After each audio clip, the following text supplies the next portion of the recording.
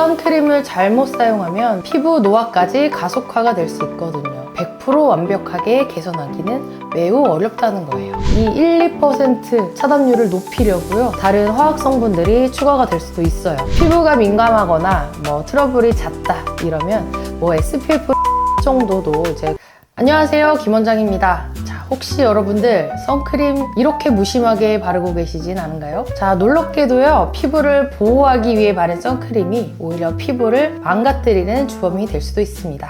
선크림을 잘못 사용하면 피부 트러블은 물론이고요, 피부 노화까지 가속화가 될 수 있거든요. 그런데 문제는 이렇게 잘못된 방법으로 인해서 발생된 피부 문제들은요, 피부과나 피부관리실에서 아무리 좋은 시술을 받는다 하더라도 100% 완벽하게 개선하기는 매우 어렵다는 거예요. 그래서 선크림을 사용하실 때는요, 올바르게 바르는 방법, 그리고 본인의 피부 타입에 맞는 제품을 선택하는 것, 이게 무엇보다 중요합니다. 오늘 제가 피부 트러블과 피부 노화를 효과적으로 예방하는 선크림 사용 노하우를 아낌없이 공개해 드리도록 하겠습니다.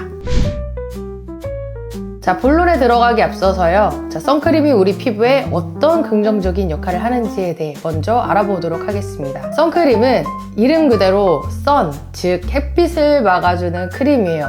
그렇다면 우리는 왜 햇빛을 굳이 막아야 하는 걸까요?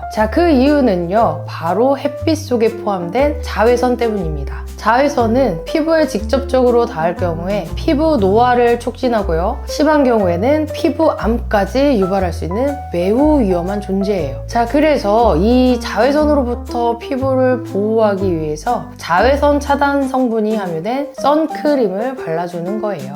자외선 차단해야 된다, 이 부분은 많은 분들이 알고 계실 텐데요, 이 자외선이 구체적으로 우리 피부에 어떤 악영향을 미치는지에 대해서는 정확히 잘 모르시는 분들도 계신 것 같아요. 지금부터 자외선이 우리 피부에 어떤 치명적인 손상을 가져오는지 한번 자세히 파헤쳐 보도록 하겠습니다.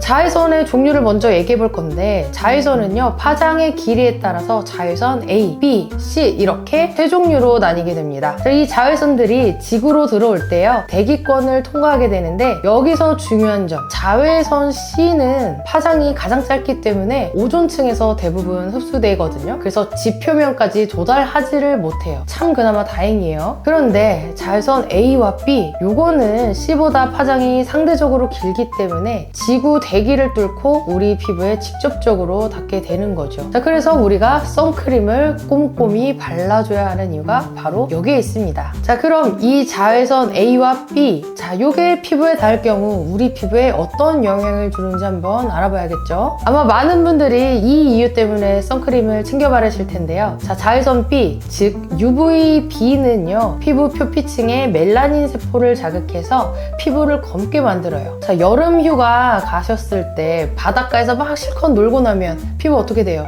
붉어지고 화상 있고 검게 그을리고 이런 경험들 다들 한 번씩 있으시죠? 그게 바로 이 자외선 B 때문이라고 보시면 됩니다. 기미, 잡티 이런 거 역시 다 UVB의 영향이라고 보시면 될 것 같아요.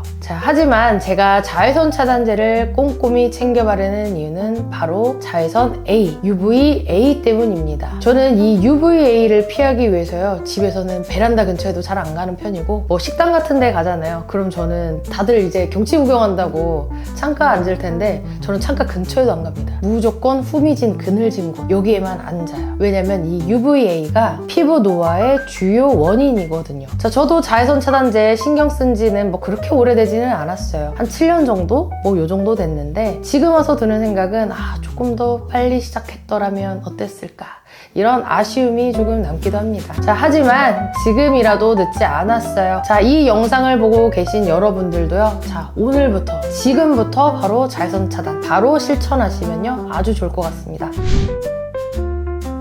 이렇게 중요한 선크림 아무 제품이나 사용해서는 안 되겠죠. 그래서 오늘은 내 피부에 맞는 선크림 고르는 방법, 여기에 대해서 한번 얘기해 보려고 해요. 가장 먼저 고려해야 될 점, 선크림의 종류와 특징을 파악하는 겁니다.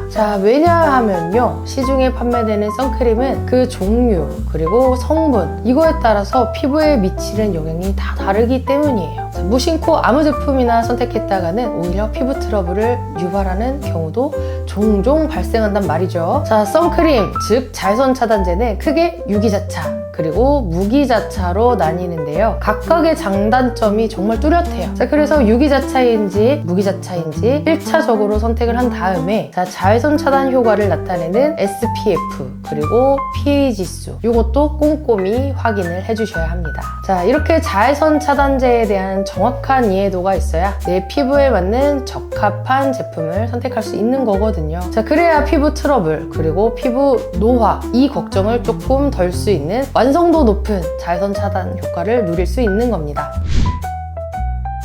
자, 자외선 차단 지수 SPF. 자, 숫자가 높을수록 좋다라는 거는 어렴풋이 알고 계시겠지만요. 자, 이 SPF가 정확히 무엇을 의미하는 걸까요? 자, SPF는 자외선 B, UVB라고 하죠. 자, 이거를 얼마나 오랫동안 자외선을 막아주는지를 나타내는 그 지수예요. 자, 즉 자외선 차단 지속 시간을 나타낸다라는 뜻인데요. 자, SPF 숫자가 높다고 해서 자외선을 무조건 더 많이 막아준다. 뭐 이런 건 아니에요. 자, 자외선 차단 지속 시간과 자외선 차단율이 비례하는 건 아니거든요. 자, 이거는 마치 대학교 학점이랑 비슷한 개념으로 이해하시면 쉬울 것 같아요. 자, 우리 대학교 학점 뭐 기억나시나요? 뭐 95점 이상 받으면 A 플러스잖아요. 자, 그런데 97점을 받아서 A 플러스를 받든 98점을 받아서 A 플러스를 받든 결국에는 다 똑같은 A 플러스라는 결과가 주어진다라는 거예요. 자, SPF도 마찬가지입니다. 자, SPF 30은요 약 한 96에서 97%의 UVB를 차단하고요. 자, SPF 50은 약 98% 정도 차단하거든요. 자, 차단율 차이는 고작 뭐 1%, 뭐 2% 이 정도밖에 안 된단 말이에요. 자, 그런데 이 자외선 차단제는 이 1, 2% 차단율을 높이려고요. 자외선 차단 성분의 함량을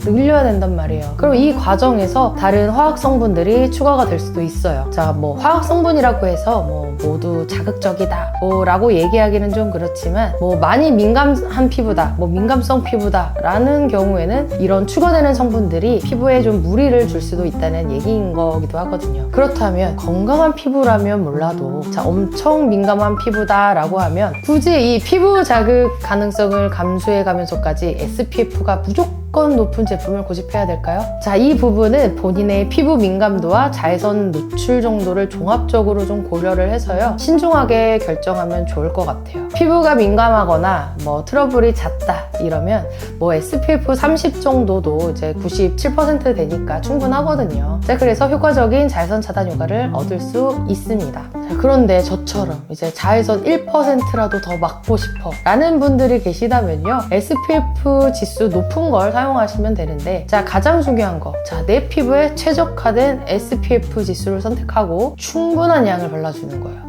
그것도 꼼꼼하게요. 자, 그렇다면 이제 PA 지수는 무엇이냐? PA는 자외선 A, 뭐 즉 UVA라고 하죠. 요걸 이제 차단하는 능력을 나타내는 지수예요. 자, SPF랑은 다르게 자, 플러스라는 기호로 표시를 하고 있고요. 자, 뭐 플러스가 1개인 원뿔부터 플러스가 4개인 포뿔까지 총 4개의 단계로 구분이 됩니다. 자, 그런데 뭐 저도 아직 보지는 못했는데 뭐 플러스가 5개까지 요즘 나온 게 있다고 해요. 자, 플러스의 기호 개수가 많을수록요 UVA 차단 효과는 더 강력하다라는 의미를 갖는 거예요. 자, 그래서 PA+++++, PA 포뿔짜리 제품은 PA 원뿔짜리 제품보다 UVA를 훨씬 더 효과적으로 차단해주는 거겠죠. 자, 따라서 선크림을 선택할 때는 SPF와 PA 지수를 모두 꼼꼼히 확인해서 본인의 피부 타입 그리고 자외선 노출 환경에 적합한 제품을 선택하는 것이 중요하겠습니다.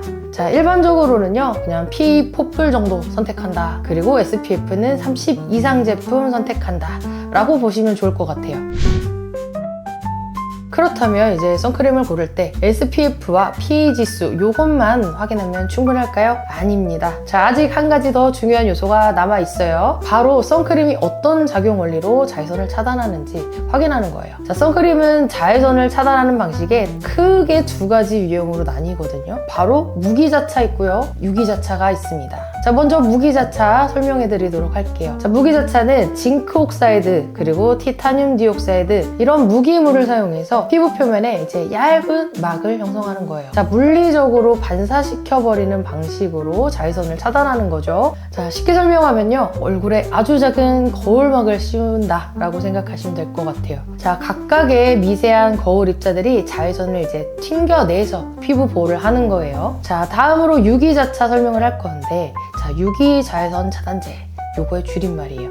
자, 무기자차처럼 물리적인 방식으로 자외선을 차단하는 것이 아니고요. 자, 특정 유기화학 물질이 자외선을 싹 흡수시킨 다음에 자외선이 피부에 침투하는 것을 막는 제품이 바로 유기자차다라고 보시면 될 것 같아요. 자, 정말 쉽게 예를 들어서 한번 설명을 해볼게요. 유기자차는 피부에 자외선 덫을 놓는다라고 생각해 주시면 좋을 것 같아요. 자, 유기자차 성분이 피부에 얇게 펴발라지면서 자외선 덕을 이렇게 탁 하고 놓는 거예요. 그럼 자외선이 피부에 닿는 순간 어떻게 되겠어요? 이 자외선 덫에 탁 하고 걸리겠죠? 그러면서 이 유기자차 성분의 자외선이 이렇게 싹 흡수가 되는 거예요. 자, 덫에 걸린 자외선은 이 무해한 열 에너지로 이렇게 싹 전환이 돼서 스르륵 하고 소멸이 되는 겁니다. 자, 이렇게 유기자차는 자외선을 덫으로 잡아가두고 자, 순식간에 무해한 열 에너지로 바꿔버리는 존재다 라고 생각하시면 됩니다. 자, 화학적인 방법이지만 뭐 우리 피부를 안전하게 지켜주는 고마운 녀석인 거예요.